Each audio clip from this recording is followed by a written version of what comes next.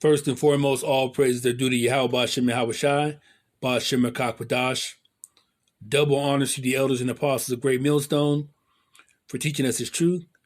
Salutations to the brothers around the four corners of the earth who are teaching this word in truth and sincerity. And shalom to the hopeful elect of Israel who listen and believe in this word. This is Brother Karat Zabad coming at you with another lesson. This one is entitled The First Death and the Second Death. We're going to start off with Genesis chapter 6 and verse 5.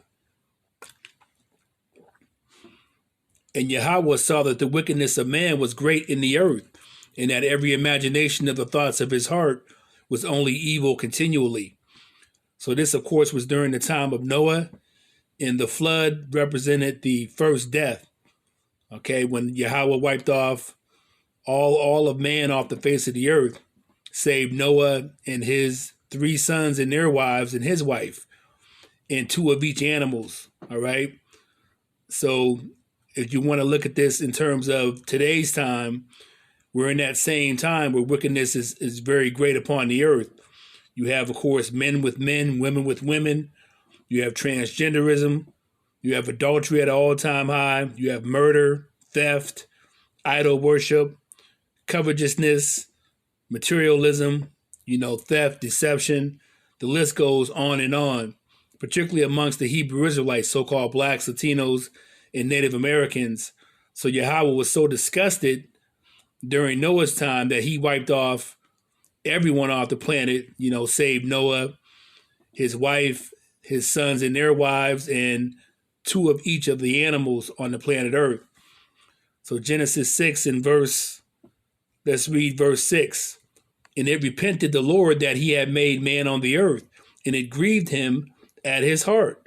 So Yahweh was, relenting that he had even created man on the earth. Genesis 6 and verse 7, particularly the sons of God who were descended from Seth. That would be us, the Hebrew Israelites, later down the line. So that's what really, really hurt him, because of the fact that the sons of God started to mingle with the sons of men, which were the other nations. Genesis 6 and verse 7.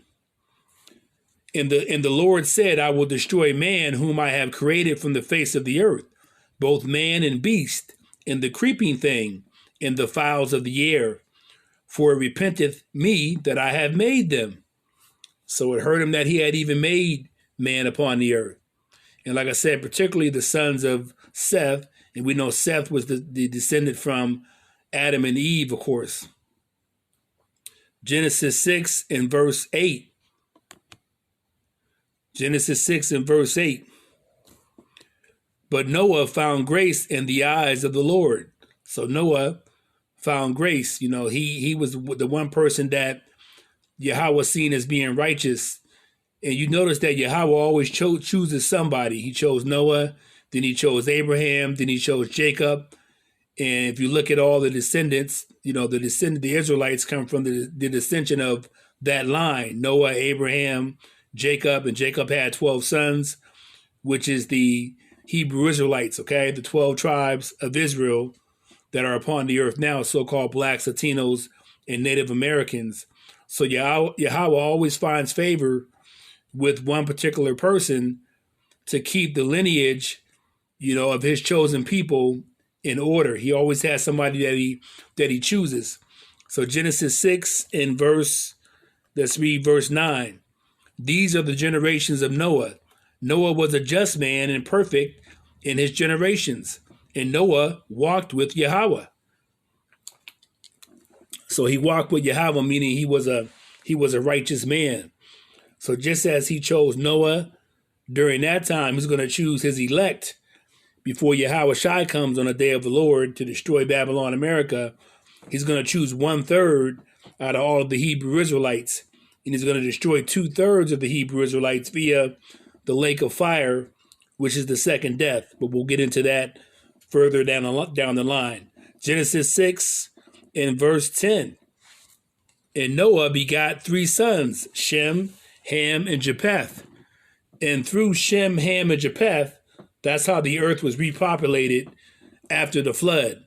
Now, through the line of Shem, of course, we have Abraham, and then you have Isaac and Jacob. That's where the 12 tribes stem from the line of Shem. But everybody on the planet was repopulated through Shem, Ham, and Japheth. Verse 11. The earth also was corrupt before Yahweh, and the earth was filled with violence. So doesn't that sound like, the times that we're in now? In Ezekiel, it says nothing is new under the sun. So that was going on during Noah's time as well. And like I said, that was the first death, was the flood. So there's nothing new under the sun. So during that time and this time, the earth was filled with violence. And as we know, during this time, the world is a very, very violent place. All over the world, you have death and murder and chaos going on. Genesis 6 and verse 12. And Yahweh looked upon the earth, and behold, it was corrupt, for all flesh had corrupted his way upon the earth. So as it stands now, the earth is full of corruption, and particularly amongst the Hebrew Israelites, 2/3 of us are very, very corrupt, have not come back to the Lord, have not hearkened to the apostles and prophets and the elders that are preaching this word via YouTube, via the street preaching. A lot of our people haven't hearkened to the word, and they continue to live a sinful way of life, a carnal way of life, disregarding the law, statutes, and commandments of the Most High Yahweh. Now, that's not going to save you in the end. Your faith is, along with works, but faith is a big thing. And Yahweh Shai did indeed redeem all of Israel, but there's still work that you have to do. You can't take his sacrifice for granted by just committing, sin upon sin, iniquity upon iniquity, and just being outright wicked. Let's go to verse 13. And Yahweh said unto Noah, the end of all flesh is come before me, for the earth is filled with violence through them. And behold, I will destroy them with the earth. So he's saying, I'm going to destroy them with the earth, meaning I'm going to flood the whole earth with water and drown them. Verse 14, make thee an ark of gopher wood, rooms shall thou make in the ark, and shall pitch it within and without with pitch. And when he says pitch it within and without with pitch, he's talking about asphalt, all right, to coat the outside of the ark and the inside with asphalt. Let's go down to verse 17. And behold, even I do bring a flood of waters upon the earth to destroy all flesh, wherein is the breath of life from under heaven, and everything that is in the earth shall die.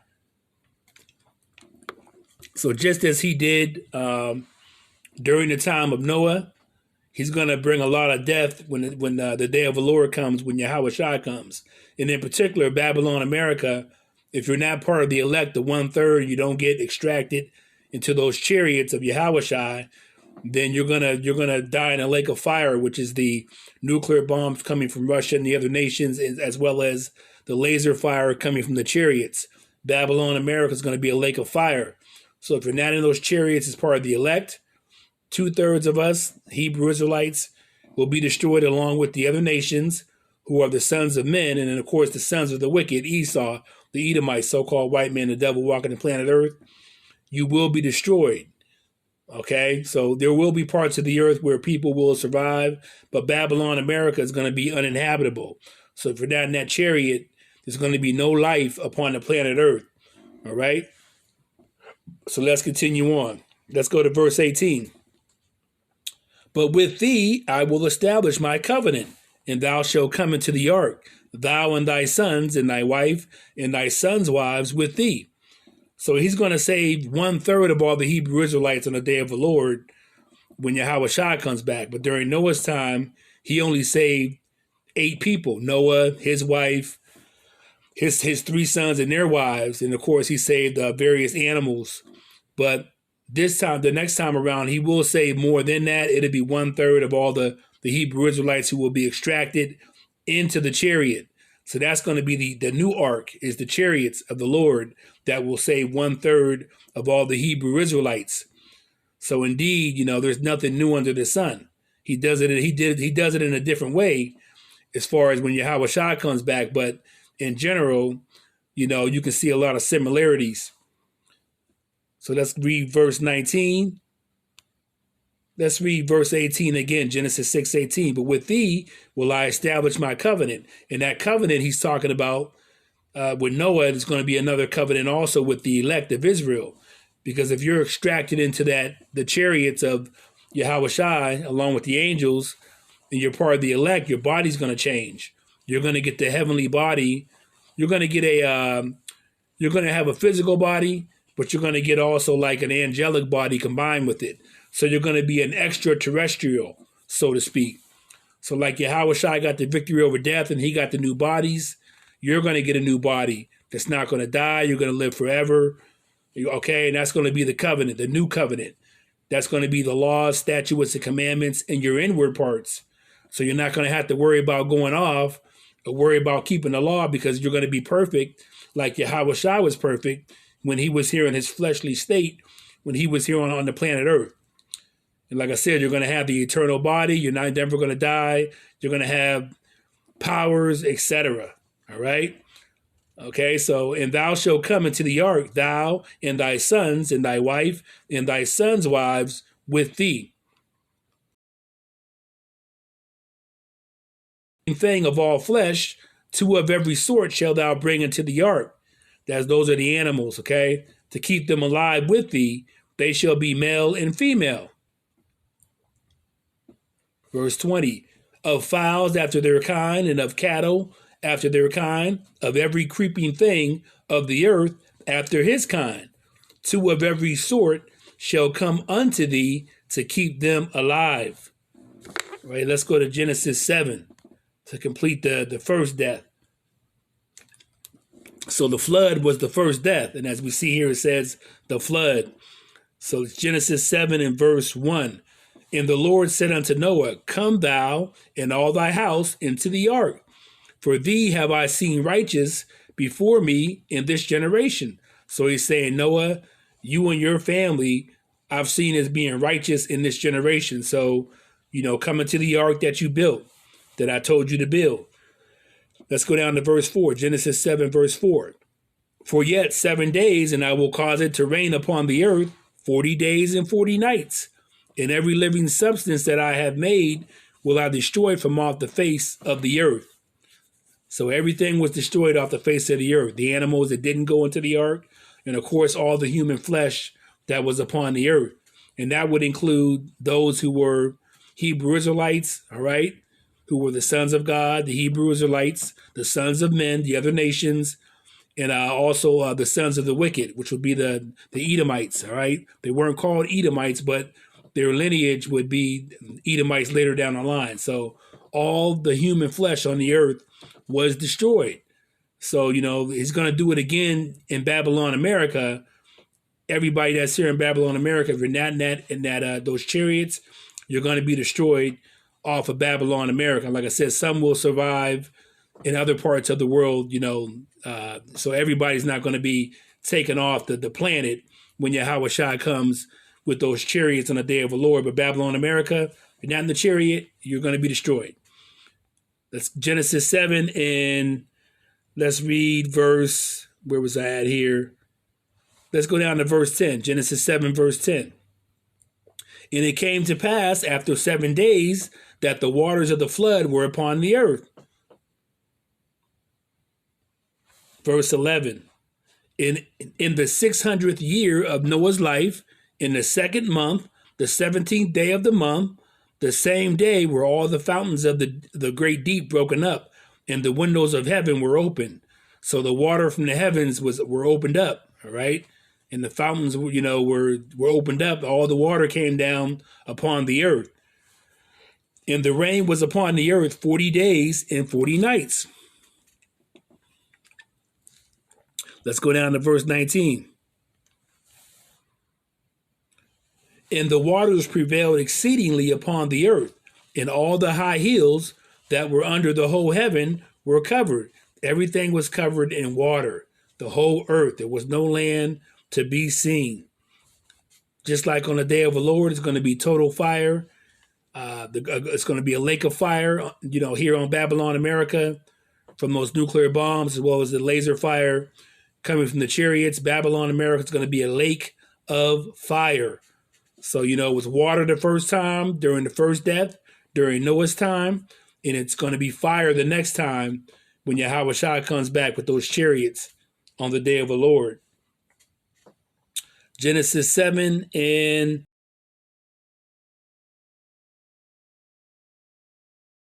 all flesh died that moved upon the earth, both of fowl and of the cattle and of the beast and of every creeping thing that creepeth upon the earth, and every man. Everybody died during Noah's time, except for Noah, his wife, his sons, and their wives, and the animals that he took upon the ark. All in whose nostrils was the breath of life, of all that was in the dry land, died. Genesis 7 and verse 23. And every living substance was destroyed, which was upon the face of the ground, both man and cattle, and the creeping things, and the fowl of the heaven, and they were destroyed from the earth. So all the men, the fleshly things, and the animals that were left were destroyed. And Noah only remained alive, and they that were with him in the ark. Just like on the day of the Lord,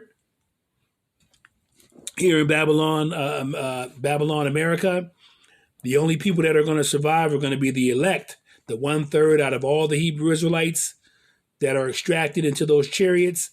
They're going to be the only ones that survive Babylon, America, when it's destroyed, and it's going to be in a lake of fire. All right, let's now go to the second death. Let's go to Revelation. We're going to go to Revelation. As soon as I can find Old Testament here. All right, where is that? Revelation. Okay, but lets me get it. New Testament. Sorry, Salakia. Revelation. We got chapter 21. Revelation 21, we're going to start off with verse 6. And he said unto me, it is done. I am Alpha and Omega, the beginning and the end. I will give unto him that is athirst of the fountain of the water of life freely. So this is Yahweh Shai speaking. When it says, he says, I am the Alpha and the Omega. As we know, Yahweh Shai came in the volume of the book. He was at the beginning of the book as Adam, and he was at the end of the book as Yahweh Shai. So he came in the volume of the book. So he's the Alpha and the Omega, the beginning and the end. And he is the Word. And like it says here, he says, I will give unto him that is athirst of the fountain of the water of life freely. That's these scriptures, this truth, this knowledge, wisdom, and understanding of these scriptures. All right. So you're to be baptized in this word. If this word resonates with you and you repented and converted, change your ways. If you're calling on Yahweh Ba'Shem Yahweh Shai, okay, if you're doing your best to rehearse the righteous acts and that pile of iniquity upon iniquity to the best of your ability in these carnal bodies, then, you're going to be given the fountain of water of life freely. You're going to have a chance to live. All right. You're going to have a chance to be part of the elect that are extracted into those chariots. Now, if you die before then, and you died in the faith before the day of the Lord, then you're going to be, you're going to be brought out of the grave. Okay, you're going to be brought out of the grave. You're going to meet the elect that are here on the earth during that time, the day of the Lord. You're going to meet them in the air, and you're going to go into those chariots with the new bodies. All right, so you're going to live, and you're going to be able to watch everybody else burn in Babylon, America, in the chariot.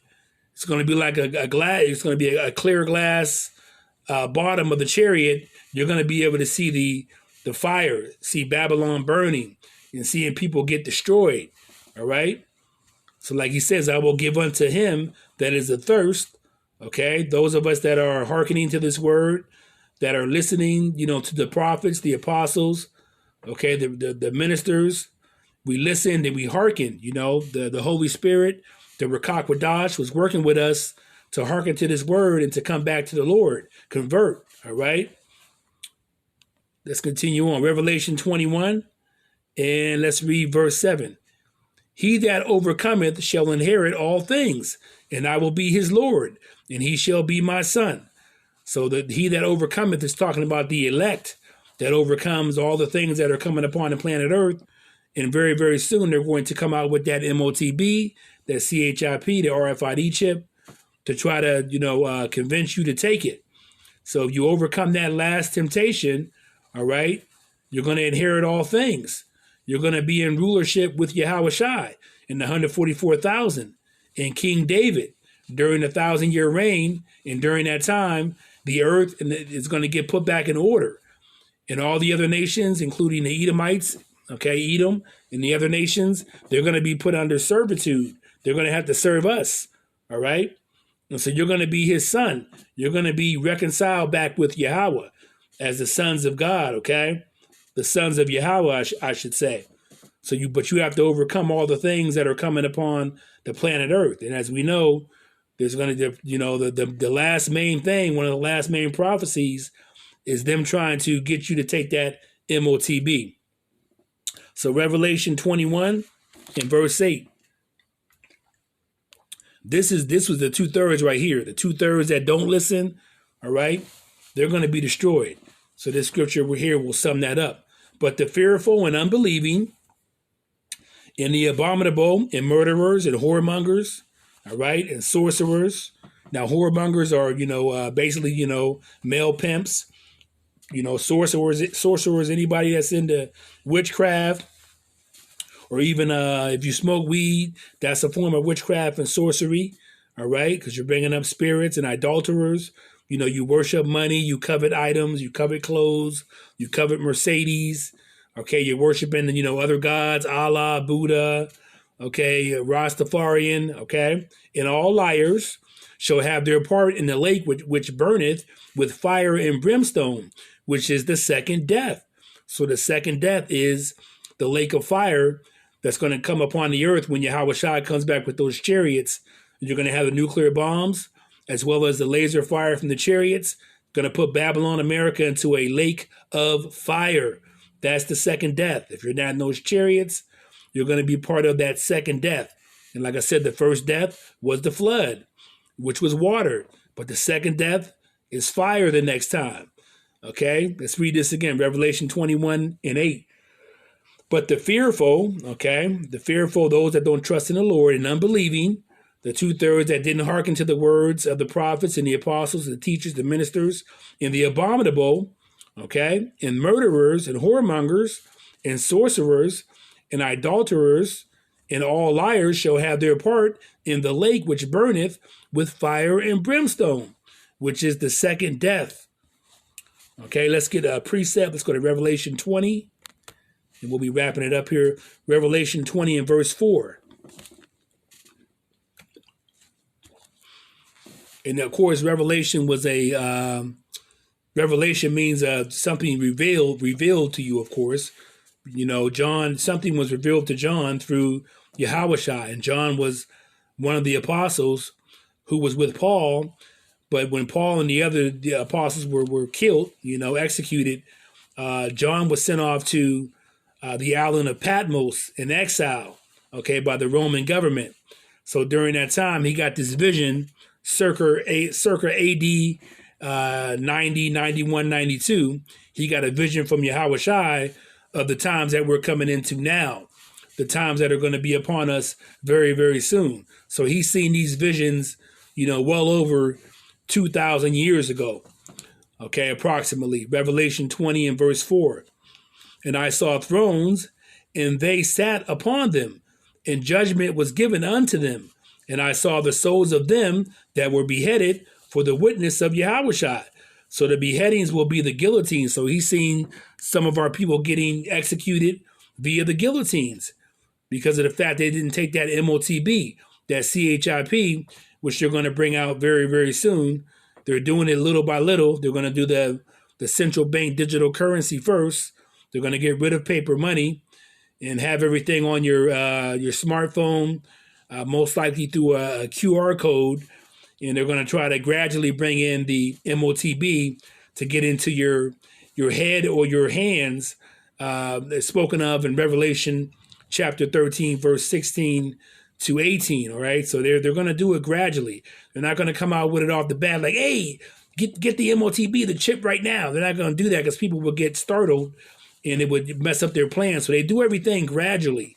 Everything is gradual with these devils, okay? With this New World Order Illuminati folk, okay, who are the Edomites. Esau, the devil walking the planet Earth. Pale man, all right? Let's read this again. Revelation 20 and verse 4. And I saw thrones, and they sat upon them, and judgment was given unto them, all right? And I saw the souls of them that were beheaded for the witness of Yahushua.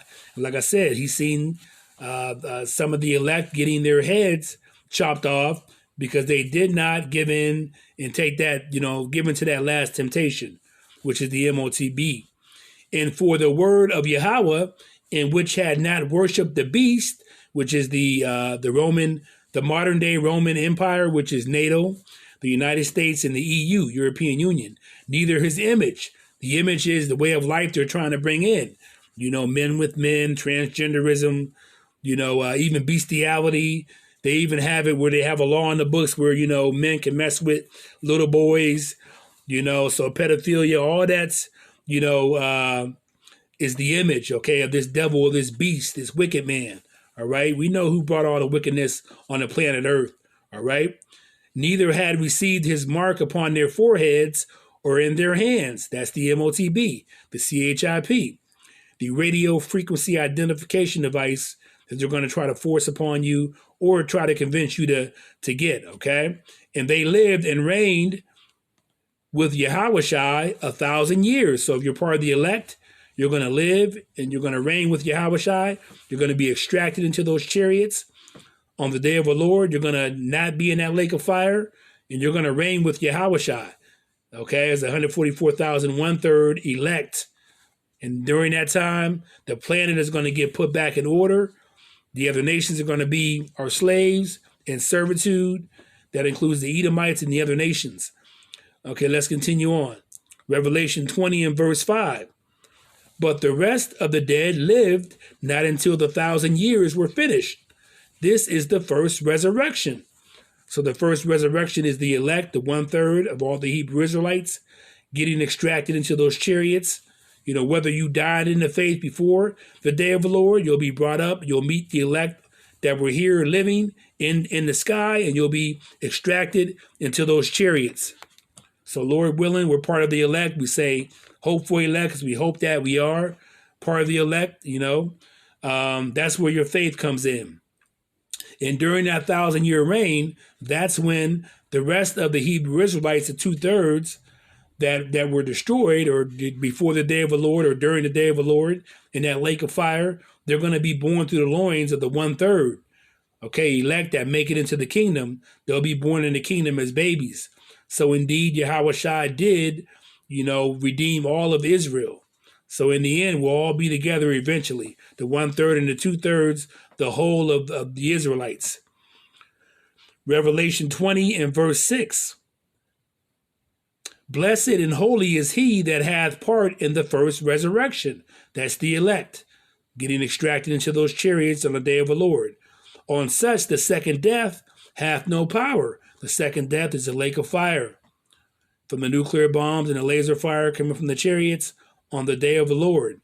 But they shall be priests of Yahweh and of Yahweh HaMashiach, and shall reign with him 1,000 years.